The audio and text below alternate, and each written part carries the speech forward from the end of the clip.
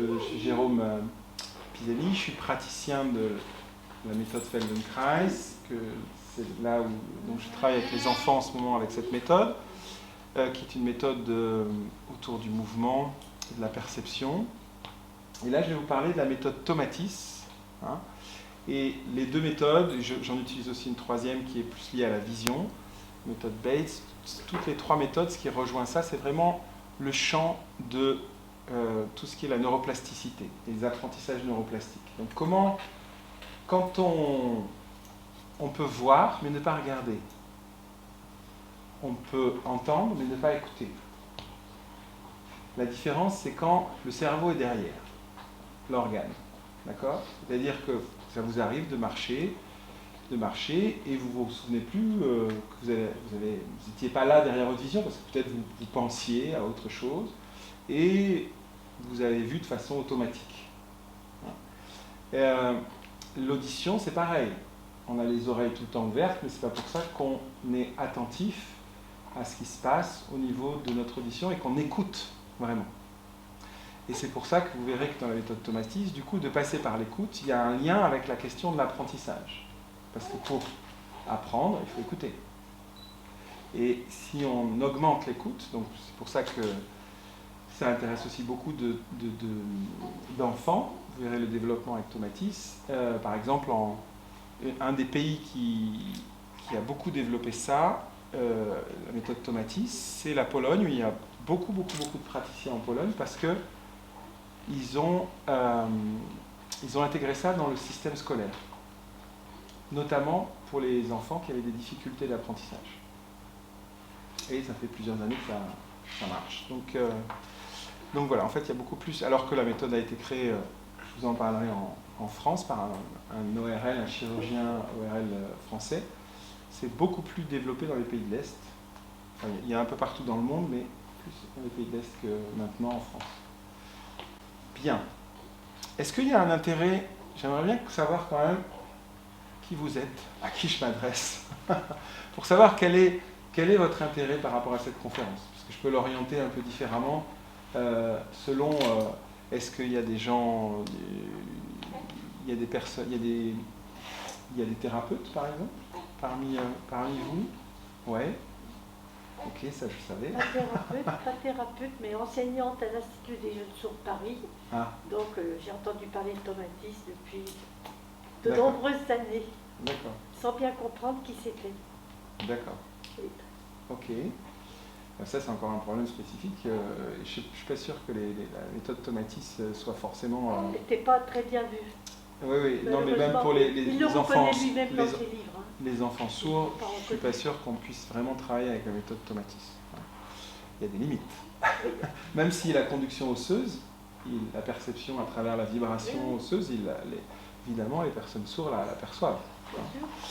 Mais il y a quand même de l'aérien dans la méthode Tomatis. Il y a quand même aussi ce rapport entre vibration osseuse et vibration aérienne. Oui, d'autres choses? Non, vous venez juste par curiosité, parce que vous avez des enfants, parce que vous avez entendu parler, juste pour avoir un peu vos... Vous n'êtes pas très nombreux, donc vous pouvez vous exprimer. Oui. C'est pour les enfants? Hein? Non, ça peut être pour les adultes. J'ai beaucoup d'adultes qui viennent pour des problèmes d'audition, par exemple des acouphènes ou l'hyperacousie ou des choses comme ça. Mais aussi, vous verrez, comme on va parler de l'oreille, pour Tomatis, l'oreille est un tout. Et donc, il y a aussi tout l'aspect de l'oreille interne, donc l'équilibre, tout ce qui est le lien avec la proprioception. Et ça, on le voit aussi bien chez les enfants que chez les adultes, que des gens qui ont des grosses difficultés d'équilibre. Des fois, quand on fait une cure Tomatis, après, ils se sentent plus stables, la tête s'est redressée, quelque chose qui a changé à partir de cette stimulation de l'oreille interne. D'autres... non? Curiosité? Je suis monitrice éducatrice et je suis à Tendre le Lilou. D'accord. Voilà. Ok, d'accord. Et par là-bas? Je peux pas parler, je suis Ah ben voilà, justement. Donc on verra le lien entre l'oreille et la voix. Ok, d'accord. Non? Pas de choses particulières? D'accord. Alors, on va... Une petite introduction, un petit film d'entrée, comme ça, vous allez voir, ça explique un petit peu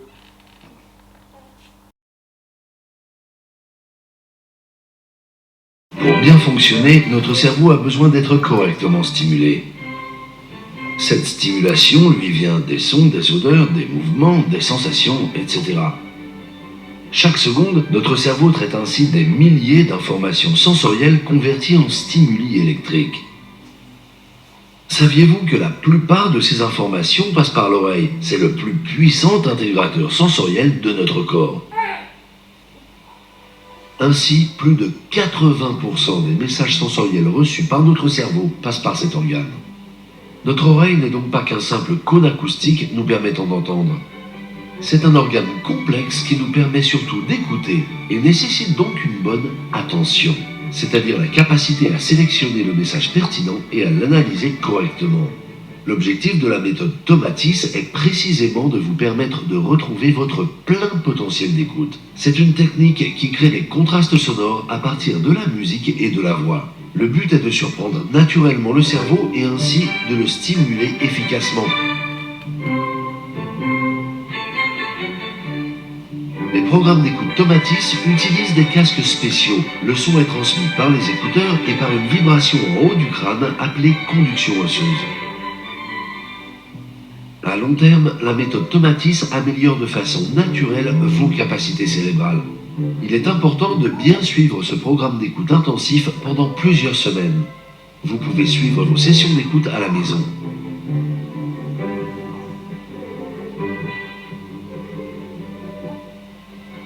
Chaque programme Tomatis est encadré par un professionnel certifié ayant analysé votre profil d'écoute. Il existe des milliers de centres Tomatis certifiés et des centaines d'écoles équipées à travers le monde. Validée par de nombreuses recherches scientifiques, la méthode Tomatis vient en aide chaque année à plus de 200 000 enfants et adultes présentant des troubles d'ordre moteur, émotionnel ou cognitif.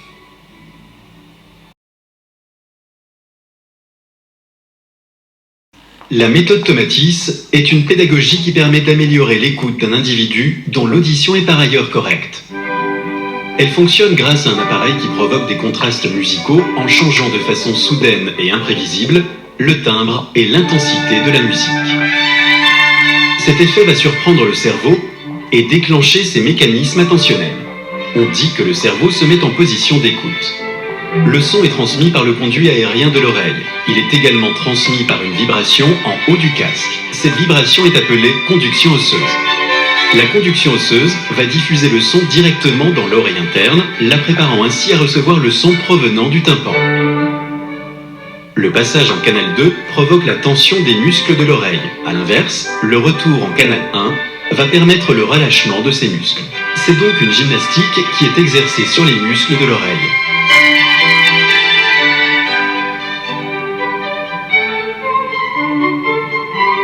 C'est ainsi que le muscle de l'étrier se tend puis se relâche grâce à l'effet Tomatis, améliorant ainsi la régulation du fonctionnement de l'oreille interne et jouant donc un rôle de préparation.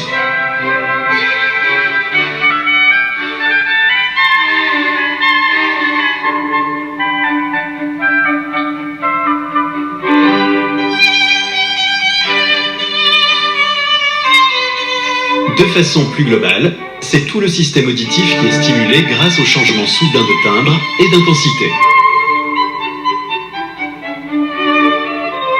Le vestibule et la cochlée ont un rôle fondamental de charge énergétique pour le cerveau.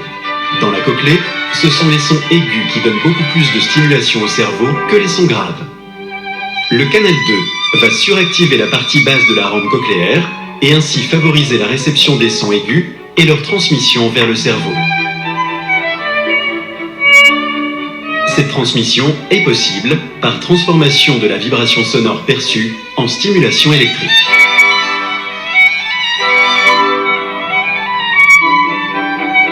Le message électrique est transmis au cortex auditif et aux aires périphériques qui sont en lien direct avec le cortex préfrontal.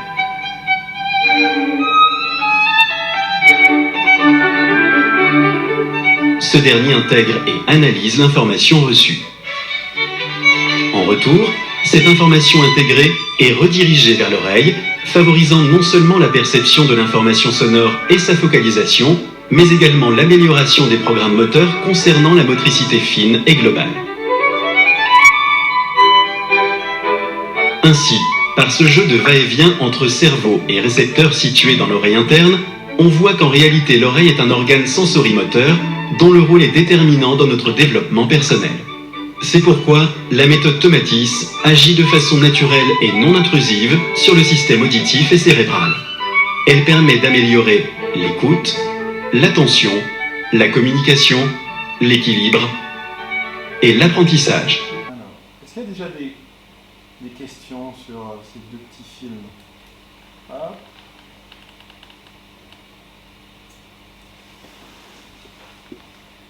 Oui. J'ai une autospongiose au niveau de l'oreille droite, donc j'ai été opérée.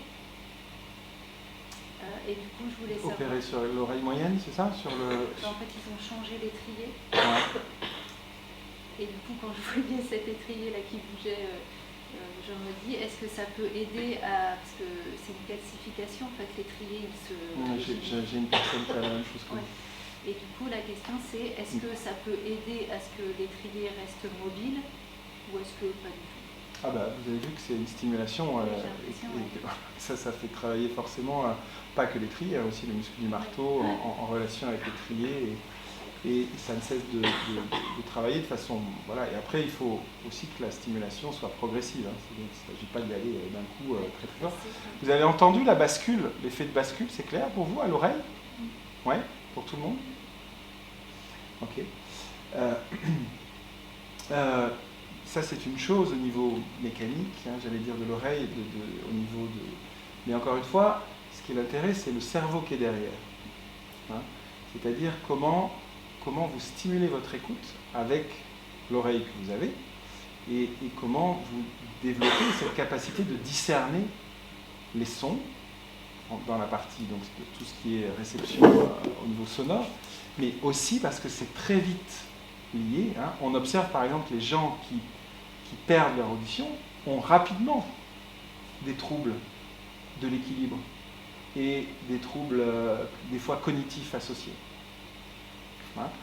C'est-à-dire qu'on a intérêt à entendre et à écouter le mieux possible, le plus longtemps possible, parce qu'il y a d'autres... L'oreille est un tout, donc s'il y a une partie de l'oreille qui fonctionne mal, en général, ça a des incidences sur l'autre partie de l'oreille et sur les zones cérébrales associées. Donc, mais c'est valable, encore une fois, pour tous nos sens. Hein. Comment on peut, justement, on parlait de Sylvie Choqueron, par exemple, au niveau de la vision, c'est le docteur Sylvie Choqueron qui travaille sur le lien entre cerveau et vision. Hein. On sait que la vision, c'est 80% le cerveau. Bien sûr, il faut un œil, il faut la caméra, mais tout l'apprentissage, c'est pas parce que vous avez un œil que vous voyez. C'est parce qu'il y a eu tout un processus d'apprentissage de certaines fonctions visuelles et de la relation de votre cerveau, et on ne voit pas tous pareil par rapport à notre histoire et à nos expériences. Hein. C'est pareil au niveau en Feldenkrais, on se rend compte qu'on peut développer la perception, la proprioception dans le mouvement tout au long de sa vie, hein, selon certains types d'expériences. Et c'est ça aujourd'hui les expériences neuroplastiques qui sont très intéressantes, c'est de voir qu'on a un potentiel, tout le monde a un potentiel de stimuler son cerveau en relation avec ses sens et entretenir cette chose-là. Parce que par exemple, justement, les gens bougent, sont de plus en plus rigides dans le mouvement parce qu'ils perdent la qualité de leur perception. Et que c'est intrinsèquement lié, la perception et l'action et le mouvement. Si on perçoit moins de choses au niveau de la proprioception, au niveau de l'oreille interne, on bouge de moins en moins bien. Et si on est moins riche dans les stimulations qu'on reçoit au niveau du mouvement et de la perception, on se rigidifie, on devient... c'est pareil au niveau de l'écoute, c'est pareil au niveau de la vision. Moi, je suis myope depuis 30 ans, mais depuis que j'ai fait la méthode Bates, c'est une autre méthode, j'ai diminué ma correction de moins 3,25 à moins 2,50. Et là, je vois tellement bien en 2,50 que maintenant, je vais encore diminuer. Donc, même le cerveau, en travaillant sur la neuroplasticité, agit sur la physiologie en retour. Bien sûr, il y a des choses, des fois, dans la physiologie où on est lésé. Hein, mais même avec des lésions, etc., le cerveau est capable, par exemple, dans les troubles neurovisuels, on voit ça des fois avec des gens qui sont très abîmés au niveau de l'œil, ils arrivent à compenser certaines choses au niveau du cerveau qui arrivent à s'ajuster avec les éléments qu'il a pour voir mieux. s'il fait un travail intéressant. Voilà. Donc c'est essentiellement ça la neuroplasticité. Et Tomatis, comme Feldenkrais, comme Bates, c'est des méthodes, et il y en a d'autres, il y en a plein, hein, ça se développe de plus en plus parce que les neurosciences nous amènent là-dedans. Il y a des gens qui ont dit ça il y a très très longtemps, hein, aussi dans les sagesses. J'ai retrouvé ça d'ailleurs, même chez Lao Tse, là, sur le mouvement, le nourrisson, comment il parlait du nourrisson et comment c'était un maître pour les gens qui voulaient se développer dans le mouvement et dans la perception, de prendre un exemple sur le nourrisson. Il y a des gens dans les sagesses orientales ou dans les méthodes techniques orientales où on développait déjà le lien entre action, perception, ou même il y avait le yoga des yeux, il y avait des tas de choses déjà. Hein. Mais aujourd'hui, les neurosciences nous montrent que c'est possible. C'est Einstein qui disait qu'on n'utilise que 10% de son cerveau, mais c'est vrai. On utilise très peu de nos capacités. Si on les entraîne, et si ça nous intéresse, il faut que ça nous intéresse, on peut développer tout ça. Alors là, c'est une entrée possible, l'oreille, et vous avez vu qu'en effet, quand on lie l'oreille, les deux parties, le vestibule et la cochlée, donc la partie qui est plus liée au son, à l'écoute des sons, et puis la partie qui est plus liée à l'équilibre et à tout ça, c'est un grand intégrateur sensoriel. Il y a beaucoup de messages qui passent par là. Bien. Alors, donc pour répondre à votre question, oui, mais après, chaque expérience est personnelle. Hein.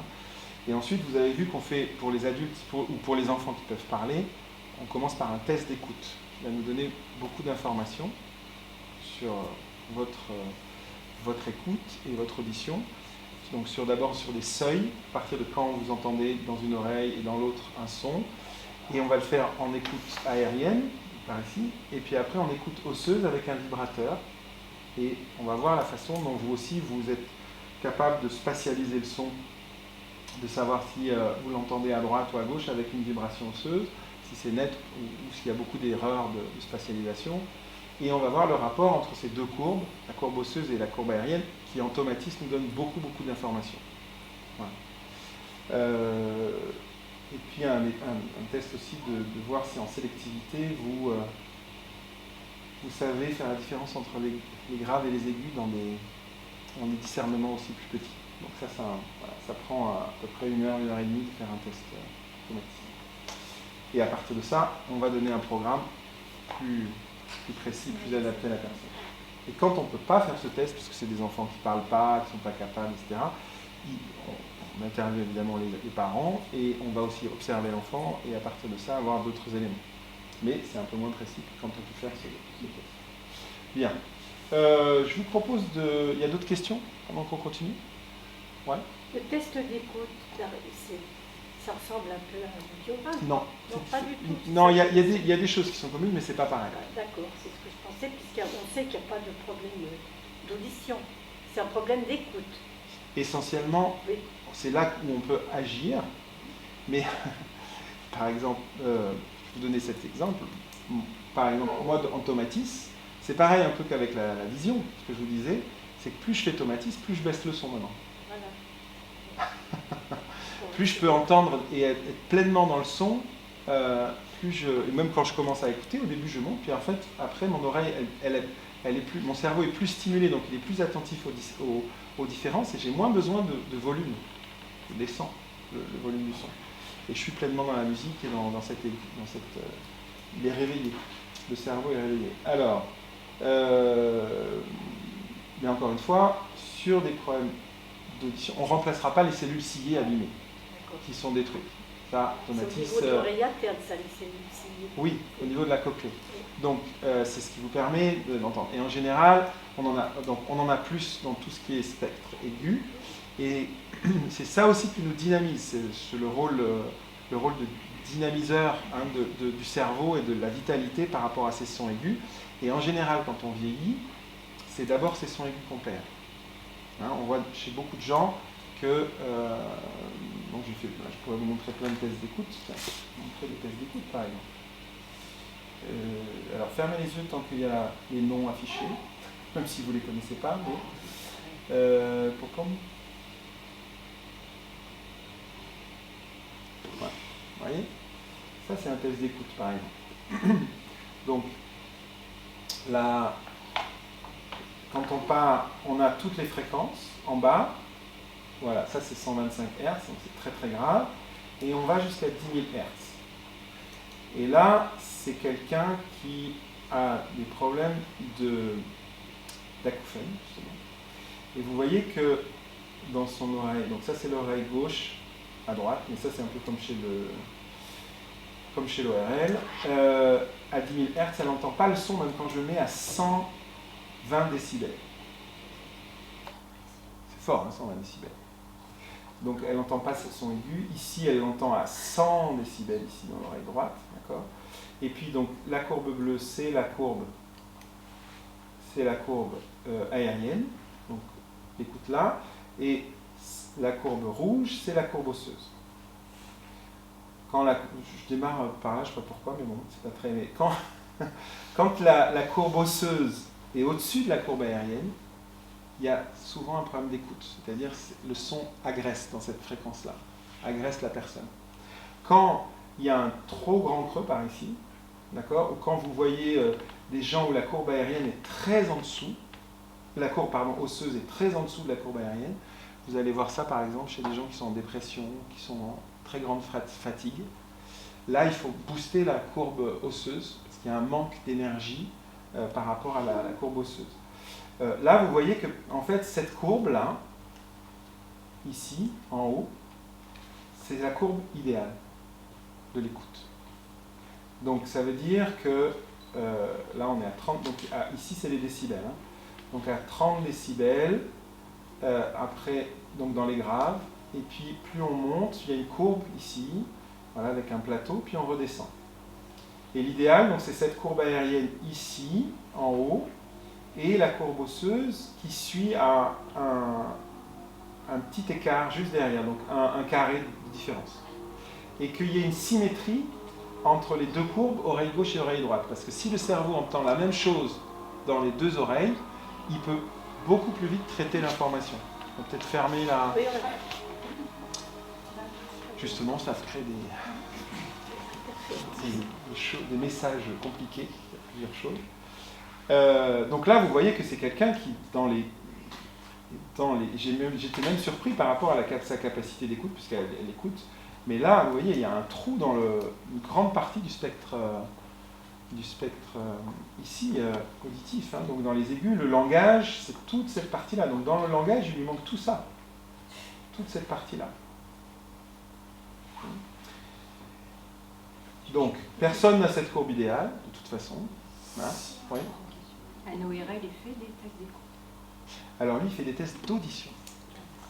Justement, on revient à la même question. Donc il va faire le travail des seuils qu'on fait en aérien. En général, il le fait qu'en aérien, pas en osseux, et sans vibrateur. Donc il fait que l'aérien, avec une oreille, l'autre, qui font des fois d'autres tests, hein, qui sont intéressants aussi. Et puis l'ORL, il fait quelque chose que moi je ne fais pas, il regarde votre oreille. D'accord ? Et il y a des appareils pour pouvoir regarder votre oreille. Donc ça, c'est toujours intéressant. Des fois, moi j'envoie des gens sur l'ORL quand je vois un certain type de test, et je me dis, est-ce qu'il y a un bouchon, ou est-ce qu'il y a une inflammation ? Des fois, on peut le voir sur le test. Et donc, je demande la confirmation quand je vois vraiment une difficulté, je demande à la personne qu'elle aille d'abord voir l'ORL, et qu'elle revienne après. Voilà. Voilà. Donc ça, c'est le test d'écoute sur lequel on s'appuie, qui donne vraiment beaucoup d'informations. Bien. Revenons à... J'ai une autre question. Oui, Il y a allez-y. des ORL qui vous envoient des clients. Ça, c'est plus rare. Alors, pourquoi aussi ? Tiens, je vais vous lire une chose. D'abord, parce que Tomatis, il a remis en question la théorie de l'audition qui est la théorie de Békési, c'est dans les années 60, d'accord, qui explique comment on écoute. Donc évidemment, il y a des points communs, il y a l'oreille, etc. Au niveau physiologique, il n'y a pas de chose. Mais Tomatis, justement, lui, met le fait qu'à partir même de l'écoute aérienne, au niveau du tympan, c'est au niveau, après, c'est la vibration osseuse qui arrive à l'oreille interne, et que pour lui, la théorie de Békési ne marche que si on est sur des sons purs. Or, tous les sons sont complexes. Voilà. Donc, encore une fois, je pense que les recherches vont bouger, et puis déjà, il y a une certaine partie des découvertes aujourd'hui qui donne raison à Tomatis sur des choses qu'il a découvert, lui, dans les années 50, 60, 70. Hein. Alors, notamment, je vais vous lire ça, parce que ça, c'est pas Tomatis, c'est Guérir grâce à la neuroplasticité. Donc, j'en avais déjà parlé sur la précédente conférence. Le dernier chapitre, il est sur Tomatis. Donc, ça, c'est un psychiatre, neuroscientifique américain qui s'intéresse à justement toutes les techniques neuroplastiques qui se développent de plus en plus par rapport justement aux recherches qu'on fait. Et il explique justement pourquoi... donc là, c'est au niveau des neurosciences, mais vous allez voir le lien. Donc le chapitre chez Tomatis s'appelle « Reconstruire le cerveau du bas vers le haut ». Autisme, déficit de l'attention et troubles du traitement de l'information sensorielle. Donc, pendant plus d'un siècle, la plupart des neuroscientifiques ont considéré le cerveau comme ayant un bas et un haut, même si tous n'étaient pas forcément d'accord sur la limite entre bas et haut. Un large consensus plaçait la zone frontale de la mince couche externe du cerveau, donc notre cortex frontal, plutôt à l'avant,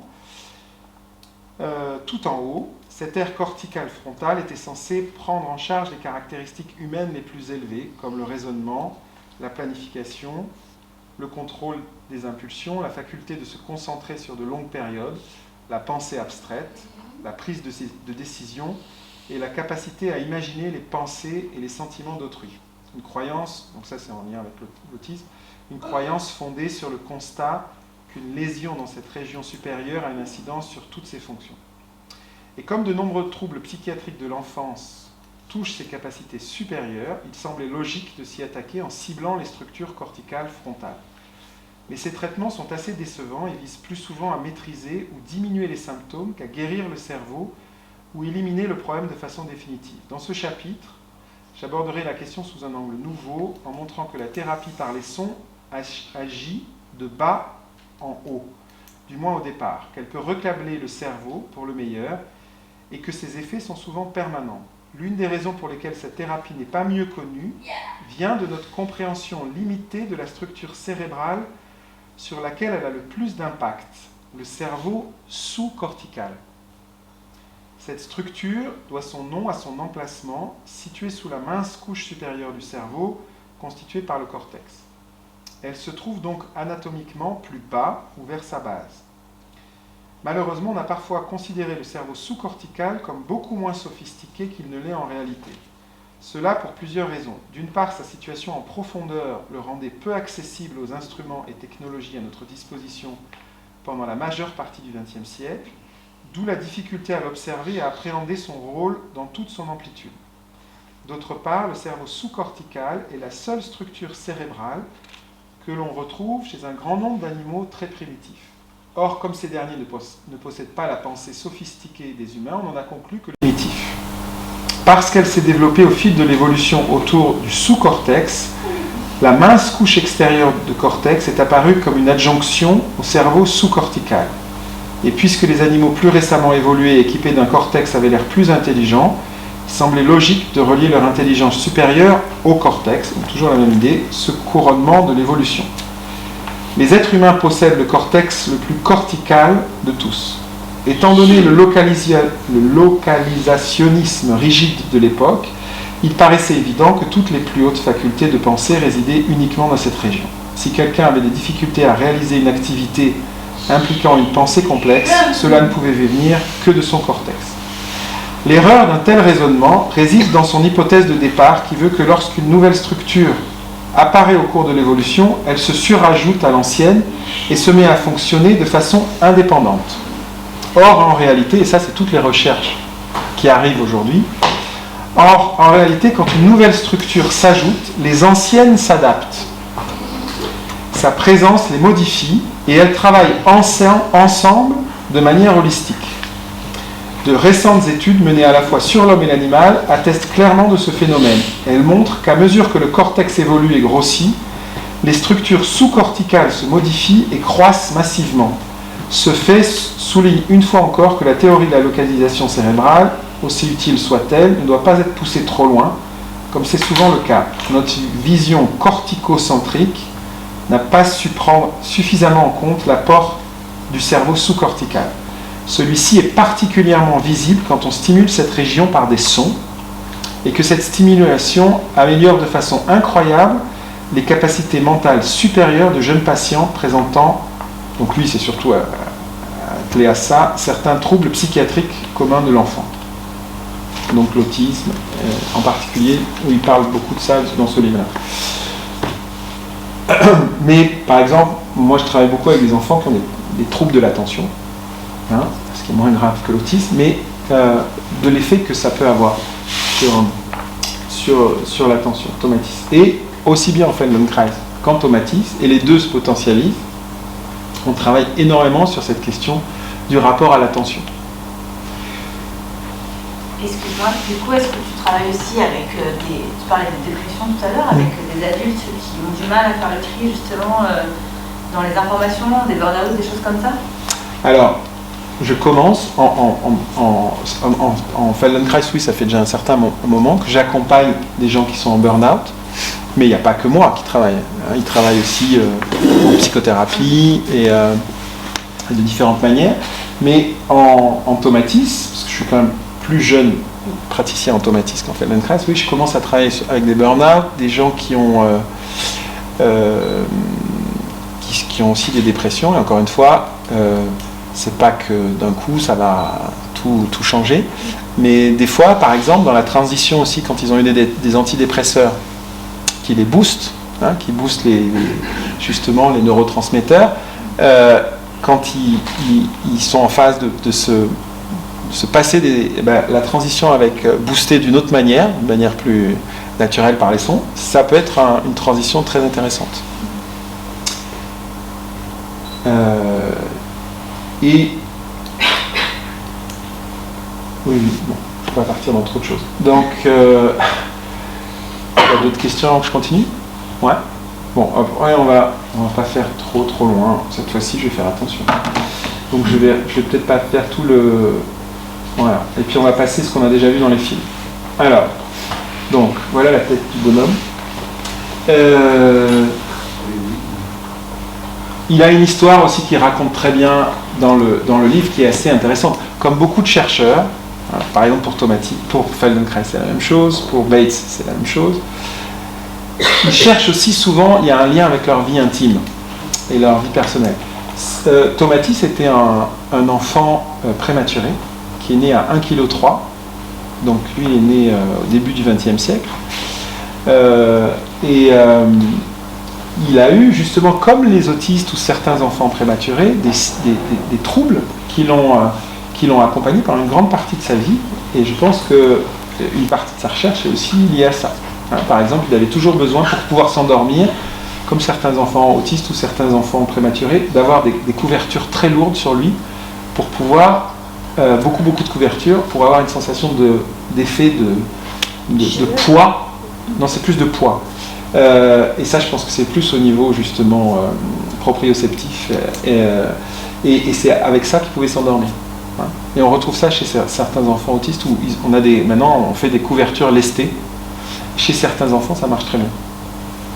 Alors, et puis il s'est intéressé aussi, donc comme il a été très malade, enfant, c'était un enfant très, très fragile et très malade, il est devenu médecin par hasard. Et puis son père était un grand chanteur d'opéra. Et donc, ORL, le lien entre l'écoute et l'ORL, c'est aussi le larynx, hein, c'est aussi la voix. Et il a commencé d'ailleurs à s'occuper dans ses recherches des amis de son père qui avaient des problèmes de voix. Et c'est là qu'il a commencé à faire ce lien entre l'oreille et la voix. Et il a exposé ses premières trouvailles justement sur les fameuses lois Tomatis à l'école de médecine en 1957. Donc, médecin, chirurgien, ORL et phoniatre, fondateur de la méthode, il a présenté donc les fondements de sa méthode à l'Académie des sciences de Paris en 1957, et il a publié 14 livres et de nombreux articles.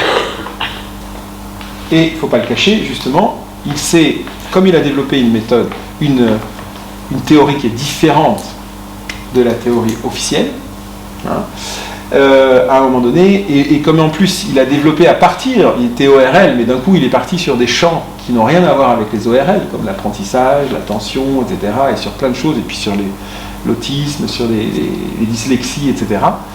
Et puis peut-être, je pense qu'il a exagéré aussi à un moment donné en pensant que sa méthode pouvait guérir beaucoup de choses. Elle n'a peut-être pas tout, voilà. Donc il est sorti après, dans les années, fin des années 80, suite à une discordance avec l'ordre des médecins, il est sorti du système médical. Voilà.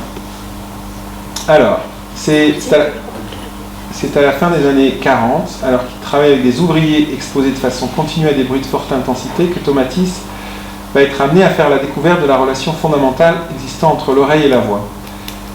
Grâce à de nombreuses observations et tests ORL effectués sur ces ouvriers, pour vous c'est pas bien,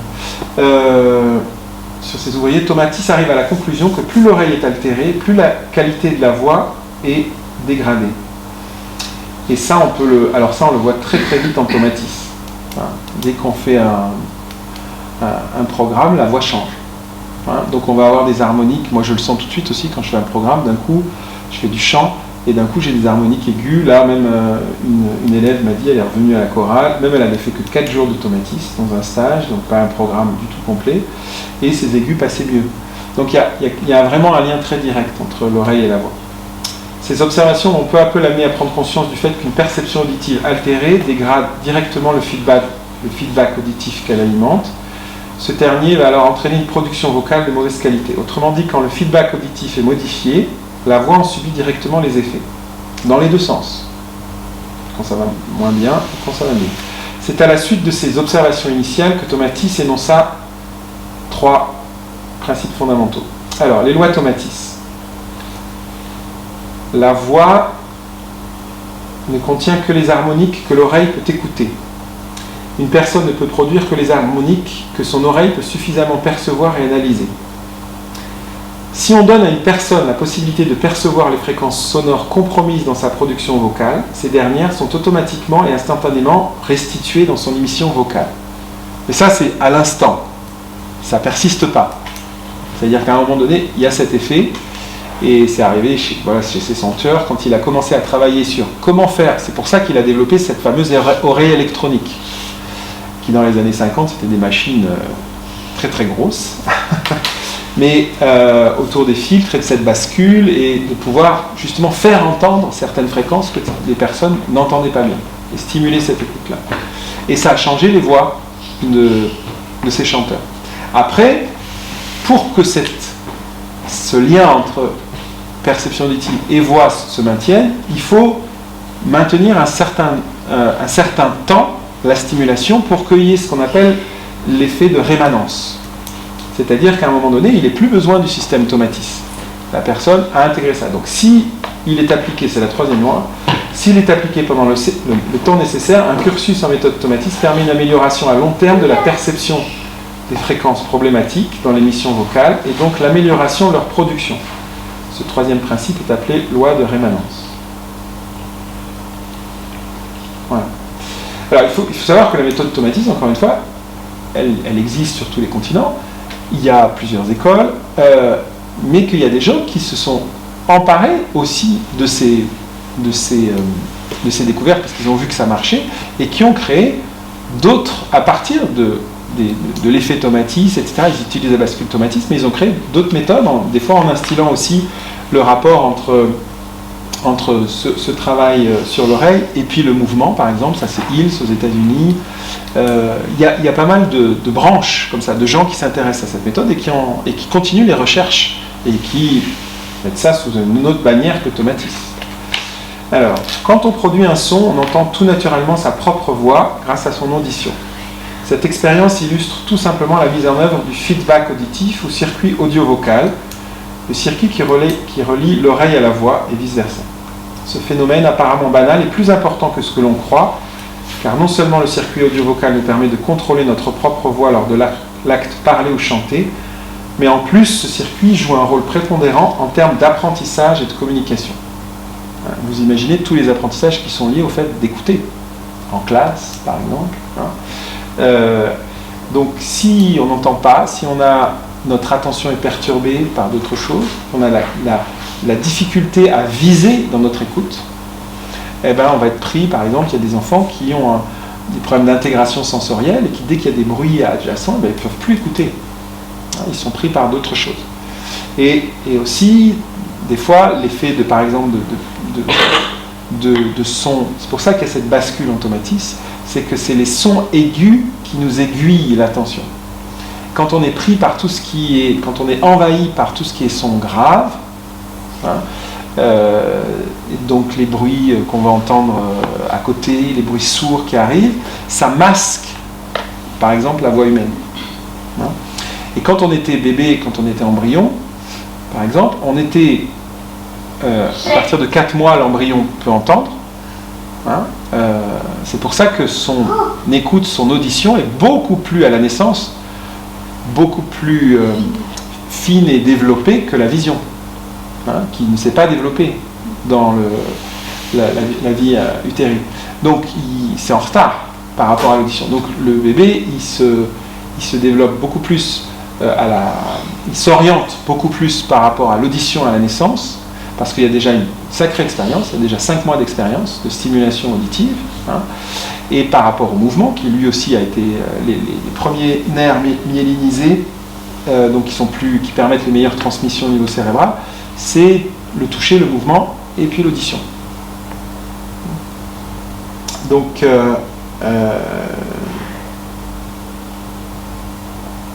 ce rôle important. Vous disiez que quand il y a trop de bruit grave par rapport à des bruits aigus, ça masque. Ça masque. Oui. Donc il faut pouvoir, encore une fois, discerner quand il y a des bruits graves. Par exemple, c'est ce qui arrive chez les gens qui commencent à perdre les aigus justement en vieillissant. Quand ils sont dans un restaurant où il y a du brouhaha, etc., ils n'arrivent plus à écouter leur interlocuteur en face. Et ils sont perturbés. Il faut qu'il y ait un silence pour qu'ils puissent... Donc, il y a des gens qui arrivent à écouter quand on est dans 1 à 1, mais quand on est au restaurant, ben, d'un coup, ça devient très difficile pour eux d'écouter. Et ça, c'est pas les... Quoique maintenant, ils font des progrès dans tout ce qui est technologique, mais tout ce qui est appareillage, ça amplifie les sons, donc ça amplifie tout. Mais maintenant, j'ai entendu, dans les derniers, ils arrivent à avoir des choses qui, justement, masquent les fréquences graves pour pouvoir, justement... voilà. Mais c'est mieux quand c'est votre cerveau qui fait ça, plutôt que... Mais quand on ne peut pas faire autrement, les dernières technologies, elles avancent par rapport à ça. Parce qu'il y a des gens qui ne supportaient pas les appareils, parce que ça amplifie tout. Donc aussi les fréquences qui les gênent, pour écouter la parole, par exemple.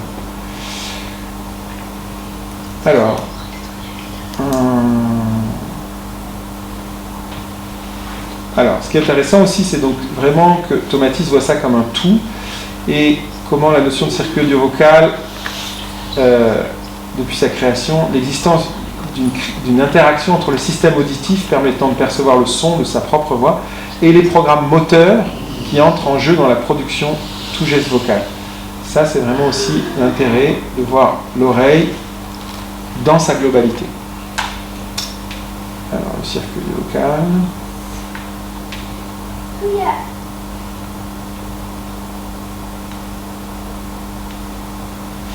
Alors voilà, une méthode qui s'appuie sur l'intégration neurosensorielle et la plasticité cérébrale.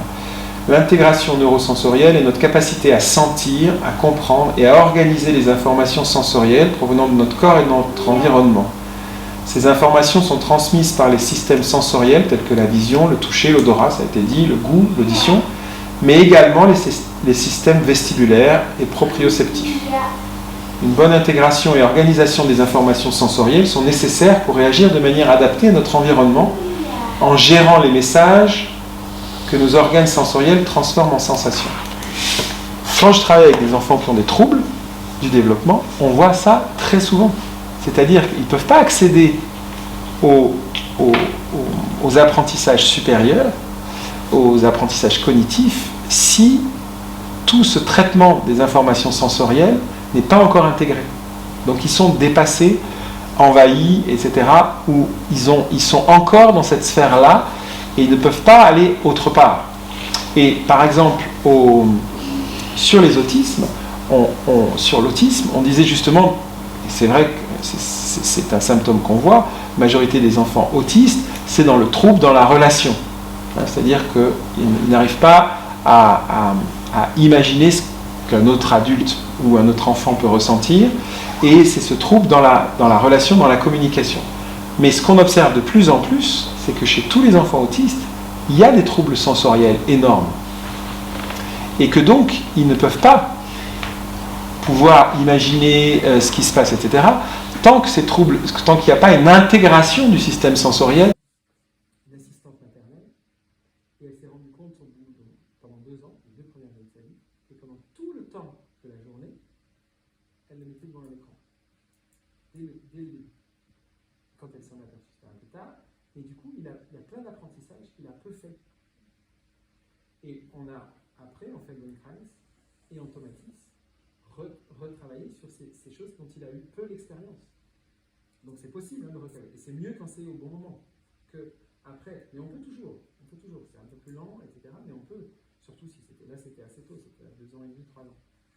Mais des fois, il y a des choses qu'on a manquées parce que justement, on a eu un environnement peu riche. Je prends souvent cet exemple en mouvement, parce qu'on a dit que l'apnée du nourrisson, à certains parents, il ne fallait pas mettre les enfants sur le ventre, parce qu'ils risquaient de s'étouffer avec le matelas, et puis les apnées, etc. Alors du coup, ils ne les mettent jamais sur le ventre, même dans la journée quand ils sont autour. Ils font des choses comme ça, ou alors parce que par terre c'est froid, c'est du carrelage, donc on se dit que c'est pas bien, etc.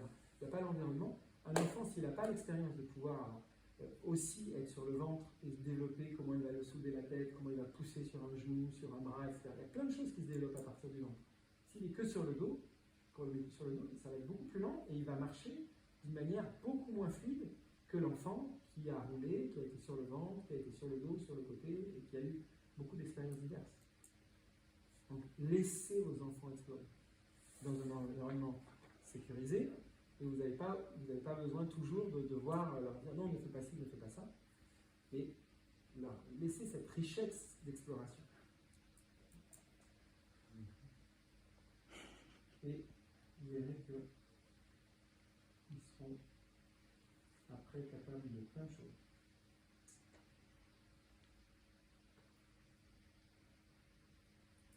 Donc ça c'est aussi au niveau, perte auditive, traumatisme. Alors, perte auditive, encore une fois, en Tomatis, on a des limites. Donc, si vous êtes en dessous d'une perte à 70 décibels sur l'ensemble du spectre, nous, on ne travaille pas. Mais si c'est au-dessus de 70 décibels et qu'il y a une petite partie qui est en dessous, on peut stimuler justement ce qui est restant de l'audition au maximum de son potentiel d'écoute.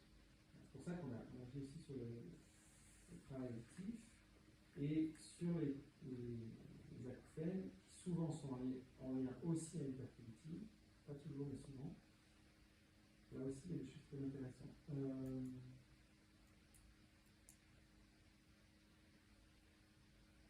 Oui, après, quand on commence à avoir des pertes de sa perception, souvent, ça va avec des questions d'anxiété.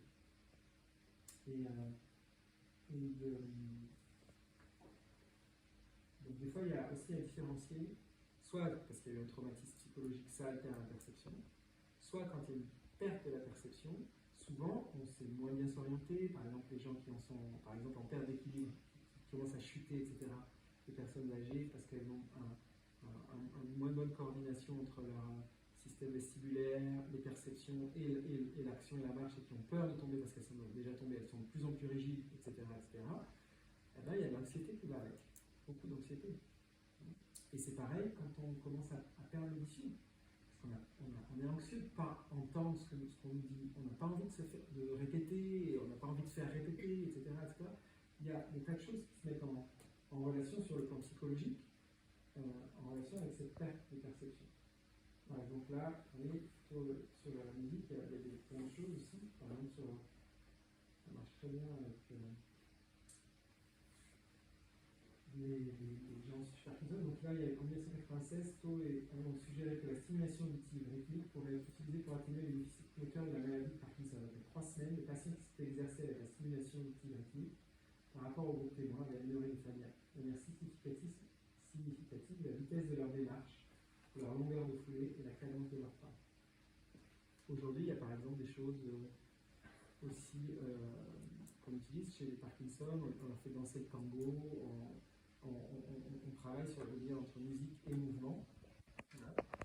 Dans un tango adapté, encore une fois, on ne va pas faire des figures dans tous les sens, mais d'arriver à être ensemble, d'arriver à être ensemble avec la musique, tout ça, ça coordonne beaucoup de choses qui sont essentielles pour l'équilibre et pour le maintien de certaines fonctions, par exemple.